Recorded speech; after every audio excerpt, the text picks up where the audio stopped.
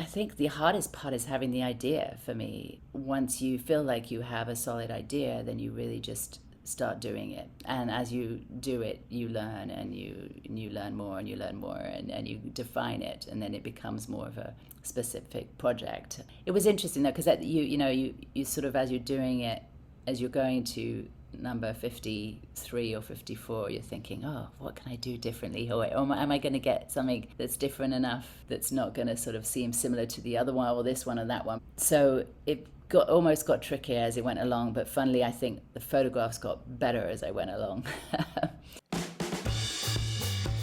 Hey, welcome to episode 325 of the Beginner Photography Podcast, brought to you by CloudSpot, the easiest way to sell and deliver photos online. I am your host, Raymond Hatfield, and today we are chatting with fine art portrait photographer Anna Gabriel about her project ID and getting uniquely up close and personal look at some of the already most photographed people on the planet. You know, sometimes every once in a while I will see a project from a photographer and think, wow, so simple, yet so powerful. Why did I not think of that? And that is especially the case for this week's guest, Anna Gabriel. Anna has a new book out called ID, that is EYEDID, where she takes some of the world's most famous artists, whether it be musicians, TV and film stars, who have all been photographed a million times, but she gets real close, right? Like so close that she's only photographing just an eye. And in just looking at some of the photos of eyes, I think that it's really interesting how you're still able to tell, you know, not only who those eyes belong to, which I think in and of itself is fascinating, but also what these people are thinking, what they are feeling, just in the emotion, in the muscles around their eyes. You can see that and you can feel that, and that is a perspective that, you know, only people very close to somebody typically ever see. And we are allowed that, you know, through obviously Anna's project, which is so much fun to look at. Anna is the daughter of musician Peter Gabriel. And now that you know that, I hope that my first question will make just a bit more sense. So with that, let's go ahead and get on into today's podcast with Anna Gabriel. Anna, I'm assuming that music was an omnipresent element of your childhood. When did you know that photography was going to play an important role in your life?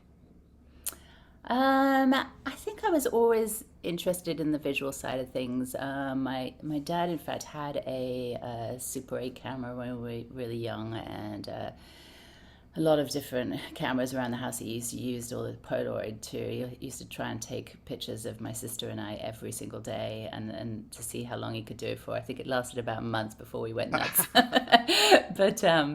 But we, I always was fascinated by the cameras he had, and at that time I liked being in front of the camera and performing. Now I'd rather be behind the camera, but it was always interesting to me. And then, I mean, I kind of actually moved into dance when I was younger, and went to college for dance. And I think sort of the second year of college, I realized I wasn't sort of determined or ready enough to be a professional dancer, and sort of switched to the photography program.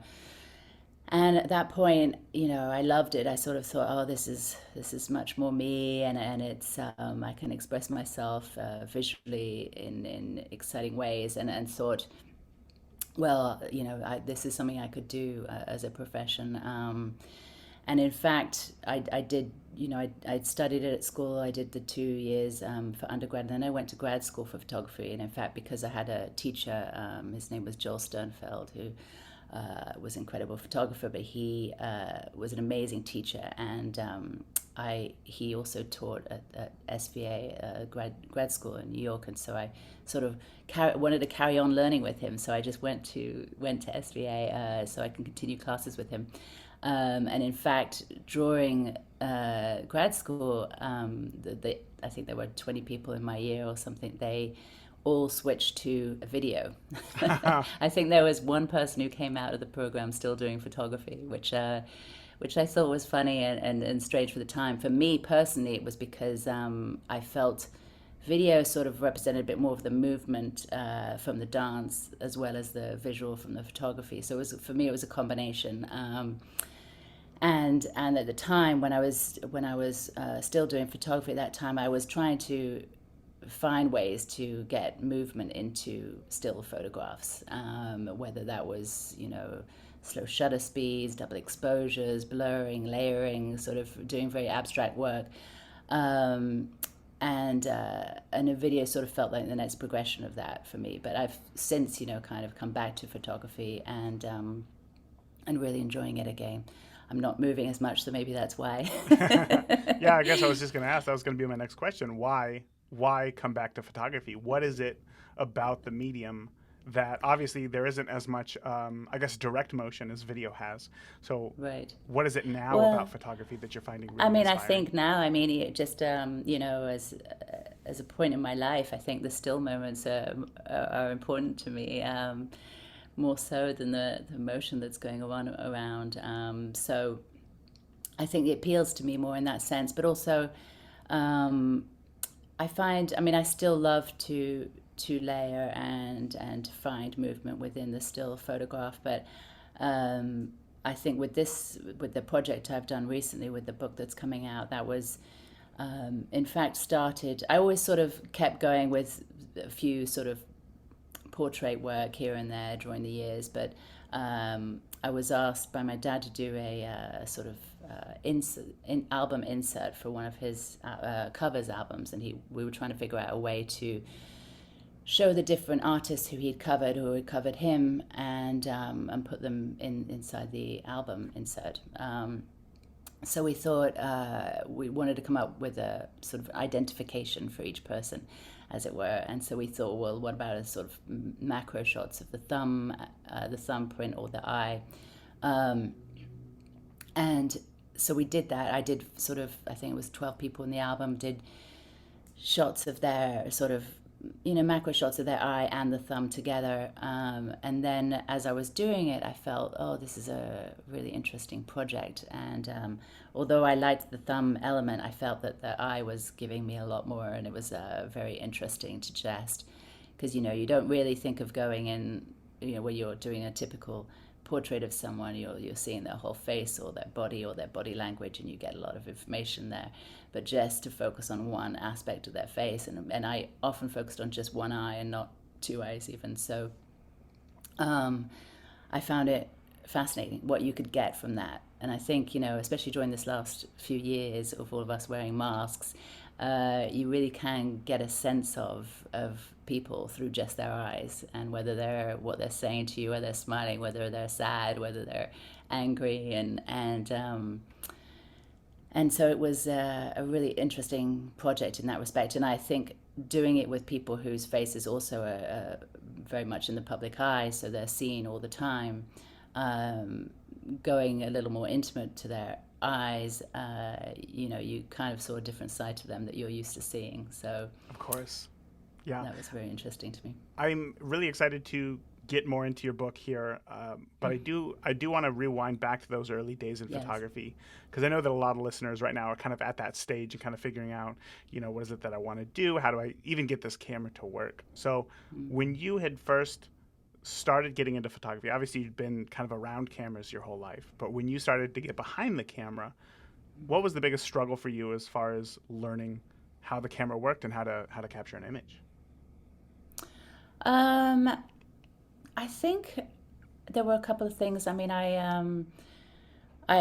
learning a new camera. I think learning the camera itself, because every camera is different, and I felt the actual, learning what it was about the specific camera I was using and how to, adjust things, I found it a lot easier at that time. There wasn't so much digital. There wasn't so much digital cameras, and it was much easier to kind of learn and read through the manual and get the hang of things. Now there's all sorts of things you can do with them, so it makes it a lot more complicated, I think. And also, the darkroom too. I loved the darkroom. I did started in black and white, and I actually my father ended up buying an apartment in New York with the previous owner had a darkroom in there. So I Wow. was very excited, and I got to go in there and reset it up and play and kind of get to know it on my own. I mean, I studied at school, but it was nice to sort of, I think when you have a space your own, you can really play and make mistakes. And you know, I think the best tool of learning is making mistakes. Yeah. So I actually really enjoyed messing around, and a lot of the mistakes, in fact, were some of my favorite work I did. You know, I found that they always inspired me. Mistakes, whether it was, you know, overexposure or underexposure or chemicals not working or whatever it was something interesting was created for me, and I really enjoyed that process. So I think, but you know, again, similar with the camera too, I think, you know, if you don't get it right the first time, there's often something interesting there. So always learn from whatever you're doing, you know. Of course. And be open to it, I think.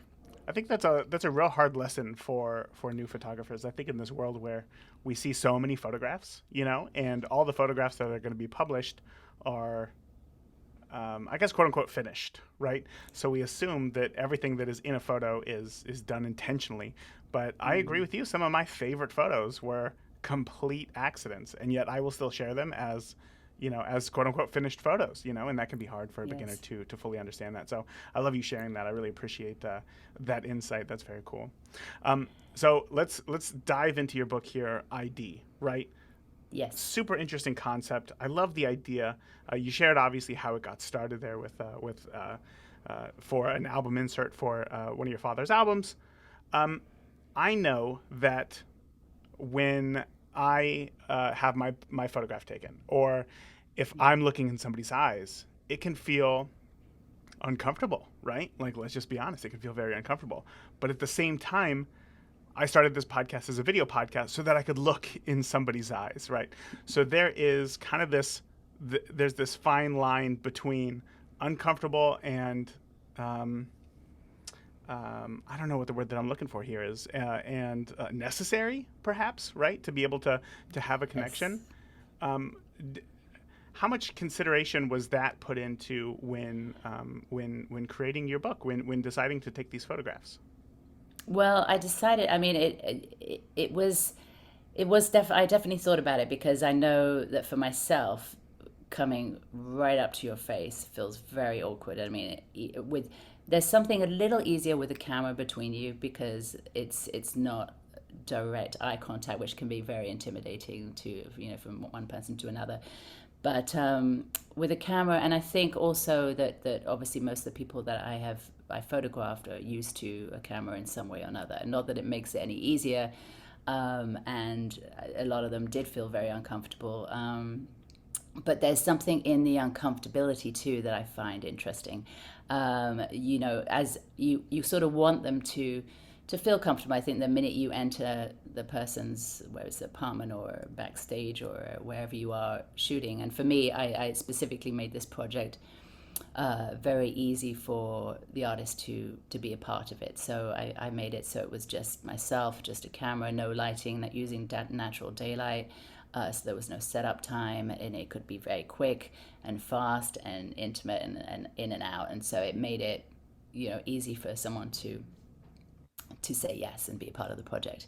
So but the second you sort of walk into their room or the space you're working in, you kind of gather, or, you know, as you start having conversation with them too, it's this immediate making someone feel comfortable. And I think, you know, as a photographer, for any portrait photographer, you almost need to know, almost be a psychologist too. Need to know people, and need to know how to make them comfortable, how to have conversations, how to sort of relax them, how to sort of, you know, get them also comfortable with their body and their position and their, I mean, taking a macro shot of the eye is not as much, obviously you don't have to worry so much about the body and the shape and how they're posed, but still there's a lot that, you know, that happens within the eye. So I'd get up very close. Sometimes I'd sort of stay a little further away and zoom in, but it was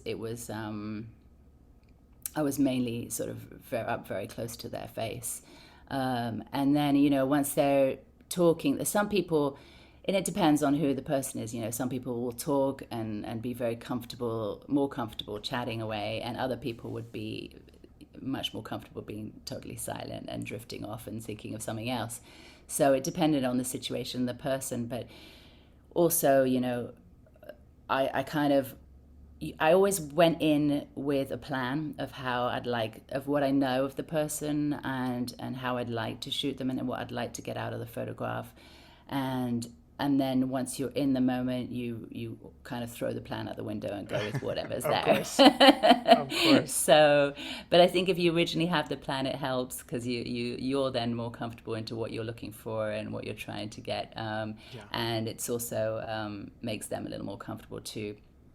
I think once then you're moving them and they're moving and you're catching different elements of light. Then you never know where those things are going to take you. Sure, of course. So it was an interesting process. I really enjoyed kind of being that close with people because I think it was there was a moment between me and the person too, physically being that close with the camera on their eye. And that was interesting to see the responses to it. Mm-hmm. and who was more comfortable and who wasn't. And now, can I ask, when you say that you go in with a plan, is that plan to elicit a specific emotion out of somebody, or is it just the physical space that you're going to be in? Can you walk me through that a little bit? It would normally be like, how did I want to shoot the eye? Like, because within the series, I mean, there's, when you're doing a sort of macro shot of someone's eye, I mean, of course, everyone's eye is different, but you don't want to do a straight shot of an eye on every photograph because it kind of gets a little boring. You want to change it up a bit. So, before each shoot, I'd actually practice on my kids and my husband at home and and sort of pose them a little. And do I want to turn to the head to the side? Do I want to look up, down? With a arm in the way, or hand in the way, or a depth of field thing, or how do I want to change it up, as it were, and what made sense also for that person that I was shooting. Mm-hmm. So that's the sort of idea I'd go in with, and then often those things wouldn't necessarily work there, especially with the lighting, because I think using natural daylight, I never knew what I was gonna get, so I couldn't control that, and that was tricky because there were some areas, like one person I shot in the backstage of a concert, and they couldn't go outside because it was they get mobbed by people, and they couldn't. Then there wasn't any daylight in the room. There was like a tiny little window. And so I had to sort of get them right in there, change the settings, like really, I had to work with it, and do something completely different than what I'd expected to do. So it's you just never know. You kind of have to go with it and be open enough to really play again. In those moments, how do you determine, because if you go in with an idea and it has to change immediately, how do you determine whether or not the photo turned out to your liking? Well, I would keep sort of shooting, and I actually, for this project, I only would shoot for 20 to 30 minutes, so it was a quick turnaround. But I sort of felt I would shoot as long as they'd let me, really, too. I mean, that often I would go in saying this is going to be fast, so I didn't want to keep them too long, and often they were about to go on stage or about to do something else, so there wasn't much time to spare. But I think the more time I had, the more I could play with different ideas in the moment, and I'd change it as much as possible with 3 or 4 kind of different turns of the head, different light, capturing the area of the eye, whatever it was, and then afterwards, or I'd go through and see, okay, I think I've got it. There's one I love, or I know I love that one, and then I'm done. We're good to go. Hey, Raymond here, and we will get back to the show in just a moment. As a photographer, you want to be able to quickly come up with creative ideas that stand out. So to help you, I put together a list of 46 creative ideas to get you out of a rut that you can download by heading over to creativeimageIdeas.com. And honestly, even if you're not in a rut, shooting any of these creative ideas in this free ebook will help you to think more out of the box and create something unique and give you that critical real-world photography experience. So again, head over to creativeimageIdeas.com to download your free 46 creative photo ideas now. With that, let's get back to today's interview.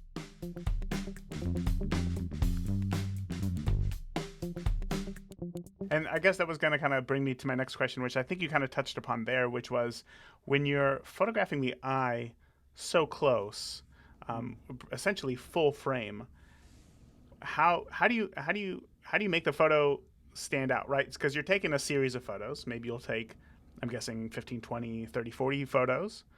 Yeah. What makes a photo of an eye stand out to you? Like, what makes you choose that photo to be in your series versus another? For me, it was a combination of the frame, the light, and the emotion that was coming across. There were some that like, for example, somebody would be looking out the window for a few minutes, and there was a moment of, like, you could tell they were lost in thought and thinking of something else, or maybe the next thing they were doing in their day, or whatever it was, and you could, and the way that maybe the light or the window reflected in their pupil or something else, like, hit was the right moment, so it felt okay, that or, in other scenarios it might be that the way they stared directly at me, or the camera lens rather, and were almost aggressive towards it, and very much like, I'm here and this is what I'm doing, get it done, or whatever the thing, and that feeling and that moment and that sort of contact was another example. But you kind of, the same person might have gone from either of those extremes in one session, but it depended on what I felt was captured the general feeling moment of the shoot. Wow. Okay, so you go in with a plan for a composition, a frame, a pose that you want. Right. And then it sounds like you're letting the subject choose what emotion comes through in their images. Is that right? Yes, Man. Definitely. I didn't give too much direction in terms of how, discussing things. Sometimes if discuss things that are sadder or happier or bring out an emotion in them, I really wanted to kind of let it go with this, because I think with the eye, it's just, and when you're that close, it's sort of, there's already extreme emotions there, being that close to somebody's face. So I think allowing them to evolve or disappear or whatever is kind of more interesting in a way. Yeah, I completely agree. I'm trying to think here, because I know that you've had more than 50 subjects that you photographed, correct? Yes, I think it was 54. 54, yes. Wow. So obviously, for those listening, some very notable names. There's Willem Dafoe, which is insane. He's a genius. We got Mick Fleetwood, obviously a legend. Susan Sarandon as well. And then, of course, your own father. Were there any moments that stood out to you when getting so close to somebody?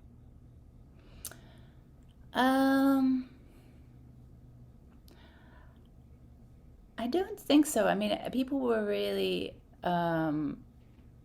open to me coming in very close to their eyes. I think a lot of people, funnily, when they, most people, when you get nervous, you blink your eyes, and there's a lot of flutter. And at the first, there'd be with most people, a lot of blinking because, it's a nervous reaction.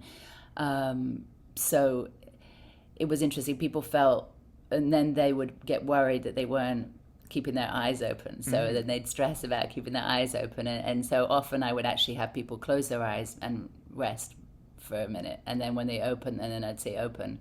When they opened them and they were more relaxed, I'd take the photograph. So it was, but the different people responded differently. I remember, I'm trying to think, well, Susan Sarandon was amazing, I thought, because she has the most beautiful eyes and eyelashes that were incredible. But she was one of the people who were looking out the window, and she was actually talking with me. A lot of people didn't talk, but we were having a conversation. She was sort of very interested in the project and talking about eyes and what, what you could gather from them and all that sort of thing. So we were having that conversation, then she kind of drifted and like just started staring out the window, and that was the moment I took. And in fact, she turned her head, so it was the side of her head, sort of a side view of her eye, and looking out the window, and then you could see the eyelashes were just so huge, and so I sort of loved that one of her, and it was interesting though, because you sort of, as you're doing it, as you're going to number 53 or 54, you're thinking, oh, what can I do differently, or am I going to get something that's different enough, that's not going to sort of seem similar to the other one or this one and that one, because not being in so many different, you not being able to control lighting or backgrounds or anything else, or you can't, it ends up being similar just from using the same daylight, using the same sort of situation. So it almost got trickier as it went along, but funnily, I think the photographs got better as I went along. Oh, interesting. Why is that? Yes. How is it that you're worried that they're all going to start looking the same, and then they all start getting better and better? How does that happen? Well, I think it was a combination of, I think my comfortability of like letting the idea go a little, and getting used to shooting in that small, intimate way, and being able to then play more in the moment, and gather what I could get. So if the small things, it's all the kind of the tiny turn of the head, or the look down, or the look up, or the sort of whether they're feeling whatever emotion they're in of the day. It's kind of, or what time of day changes too, whether you're more tired, you're more awake, whether they were that you could kind of, I was more in tune with all those things. Mm-hmm. So you could kind of control the details, as it were. I guess that's what it is. Were you trying to capture every range of emotion and time of day and different feelings for your book, or did it happen more organically? It was more organically, because I didn't think I could. I think if you go in with a real specific thing that you're trying to get, or an emotion from someone, you're probably not going to get it. It feels forced. Sure. Then I think so. You really have to let it be open with it. Mm-hmm. So then, when it comes time to putting together the book, I guess let me ask first: was there ever a time? Okay, hold on. Let me try to reframe this question here. After a shoot, you would go, right? You would come home. You would look at the photos.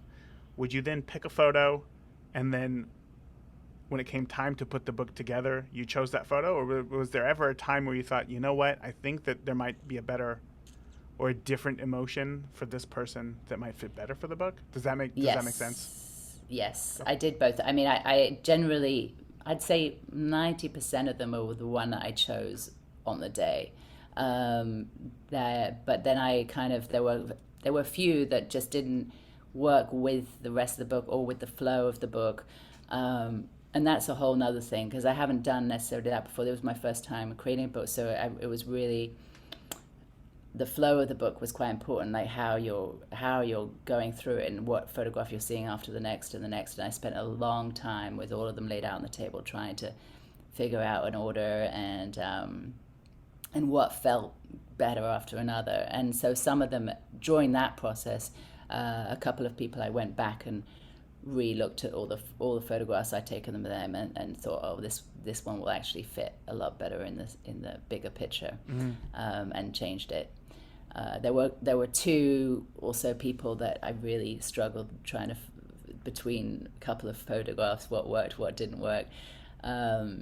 So I kind of, like, I think Tom Petty was one of those, and especially as he's now passed away, and in fact a couple of people in the book have since passed away, but he was there was one that was a lot more sort of, the one I ended up putting in the book is almost more abstract. It was out of focus kind of, and it had he was smiling, so his eyes had the smile lines going up the side, and you could really get a wonderful, I think, feeling of his, happiness and energy of the moment, and his laughter, and I loved that. In retrospect, he was, he's actually my friend's father, and I'd known him for quite some time, so I felt to leave, as a lasting memory of him for me, that was a more emotional moment for me than the sort of more straighter shot of him not as smiling. Do you think that knowing him personally for quite a while obviously made it more difficult to choose the right photo to put into the book? Yes, it was. There were a few people in the book that I've known for a while, and it definitely was harder because you have a pre-notion of who they are and what emotions they represent, what you want to get from them. So it's much harder to let go of what you originally think. Mm-hmm. And so I really had to go for what I thought was the best image and not what I knew of them. That's got to be very difficult for a project like this, where I'm assuming that I guess when somebody looks at the book, right, when somebody goes through the book, what do you want them to feel? I think, sort of, I'd like them to sort of be able to see what you can really get from someone's eye, and understand that there's a lot more to a detail of someone, a detail of their eye, of a part of them that can give you information and understanding of who that person might be.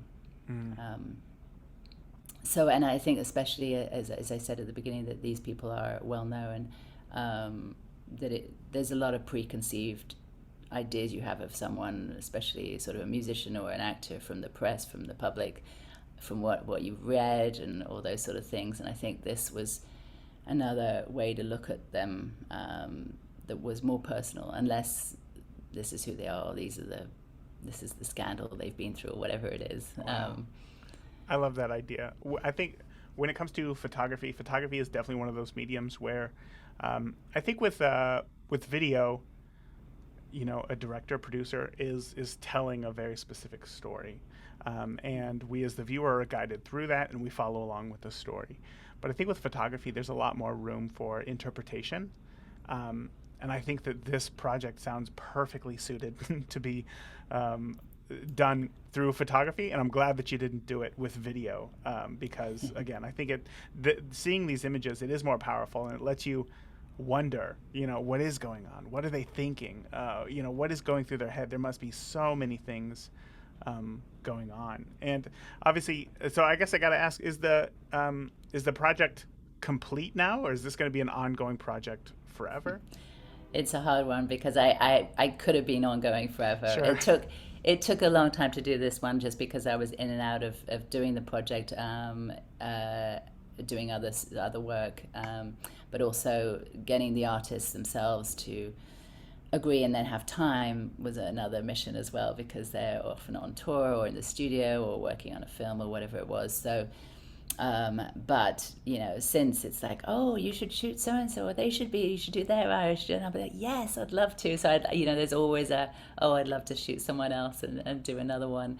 So maybe I would continue, but at some point I had to be like, okay, this is enough. I need to let it go. I need to continue on. And I think that with most projects, you could, once you were in the swing of things, you could really carry on for a long time, and you really kind of have to stop yourself and say, okay, this is when I need to put it out there and let go. Yes, that is something that many new photographers struggle with so much. Like, when is the photo done? When am I done with this thing? And great insight right there. Sometimes you just got to be done and put it together and put it out there into the world. But I do want to know, is there anybody living or past who you would just like, who's like the dream to get into to photograph for your project? Oh gosh. There's so many. Yeah, there are so many. I mean, also there's so many people with interesting eyes too. I kept thinking of people like, I mean, I don't even think I could name. I did want to get Joni Mitchell. She was someone I really wanted to grab, which didn't manage to come around. But she was. I feel there's probably a lot to say in her eyes.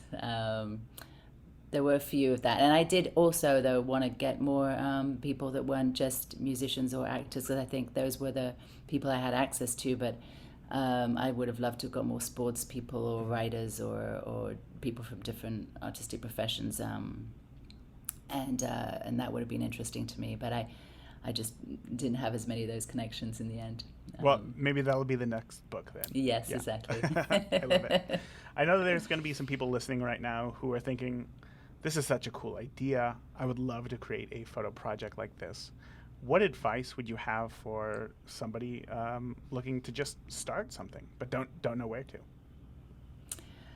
Well, I think that's just it. Just start, because as you learn as you go. So whether it's shooting at home or with your friends, I mean, I also wanted to do animal eyes. I thought that would be an interesting. I mean, it's many people have shot animal eyes, but I think they're stunning, and they're really amazing in another way. But just I think the hardest part is having the idea for me. Once you feel like you have a solid idea, then you really just start doing it. And as you do it, you learn, and you learn more, and you learn more, and you define it, and then it becomes more of a specific project. But really, as I've said, a huge believer in playing around and figuring out as you go, almost. Perfect. I love it. Well, Anna, I think that we have come just about to the end of our time here. I got one last question for you before I ask where we can find more information about the book, of course. And that is there anything that maybe I didn't ask you today that you want to make sure that new photographers understand about either what it is that you're doing or just the world of photography in general? Well, I think part of photography that I love too, that I didn't do with this project, which I did before, I sort of mentioned at the beginning, is layering mediums. Like I often was when I started photography, would paint on glass and shoot through the glass. So I would, create an image that had both painting and the photograph behind it. So I think being open to really experimenting with things is something that I personally love. I think it's and being inspired by different art forms also in that respect. Like I'm, inspired by photographers, but also painters, all different kinds of sculptures, all different kinds of art. I think it kind of, if you can take your inspiration from many more places than just photography work, it can also make your photographs more interesting, or more add some depth, or whatever. I mean, it depends on what style you like to do, but personally, I love the layering idea of photography. I love that. Well, Anna, again, before I let you go, where can listeners find more about you and, of course, your book as well? Well, my book is available on all sort of standard book sites, and I have there's also a website for ID, which is idphotographs.com, and I have a website, annamariegabriel.com, although I haven't updated in quite some time, so it's a lot of older work. Same, I get it. It's a lot. Yes. But those are probably, the places you can find me. Perfect. I'm on social media too, as Anna Marie Gabriel Photography is what I am most places. What I love about photography is that it can be as big or as small as you want. And having these conversations with photographers kind of gives you the window into what it is that they're thinking. And with this project, with this interview rather, I had three main takeaways. The first one was when you have an idea, just start. Just start it. Just get going. And that can be one of the hardest things, right? Having an idea is probably one of the hardest things. But once you have that idea, actually getting started is that next hardest thing. Like, that's where I'm stuck right now, right? I have an idea for something. I need to just get started. I need to stop thinking about it. I need to just get started.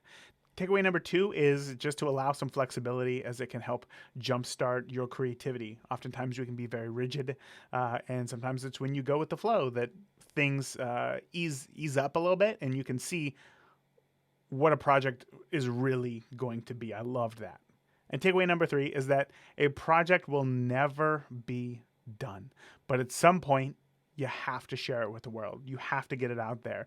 And, several times I have been, stuck in that moment where I've been working on something so hard, and I think just a little bit more, I can take this a little bit further, and I just need to get it out there in the world so that I can get back to shooting. My biggest takeaway from this interview with Anna Gabriel, however, was her adaptability. You have to have that, key trait to be able to make something like this.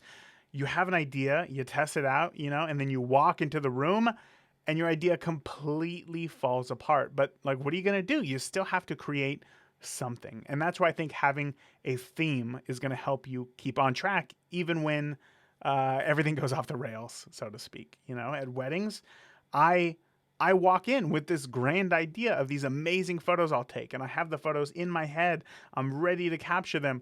And then the second that I walk in, my plans completely fall apart. Whether it's, the venue is totally different, the lighting is totally different, the mood is totally different, the couple are totally different.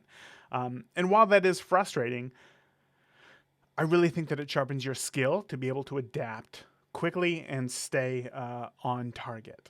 And if you've got any questions about this episode or feedback on the show, feel free to reach out to me directly by clicking the contact tab at beginnerphotographypodcast.com. And while you're there, be sure to download my free Picture Perfect camera settings cheat sheet with camera settings for more than 10 popular types of photography, filled with my own personal and professional images and real life camera settings so that you know just where to start.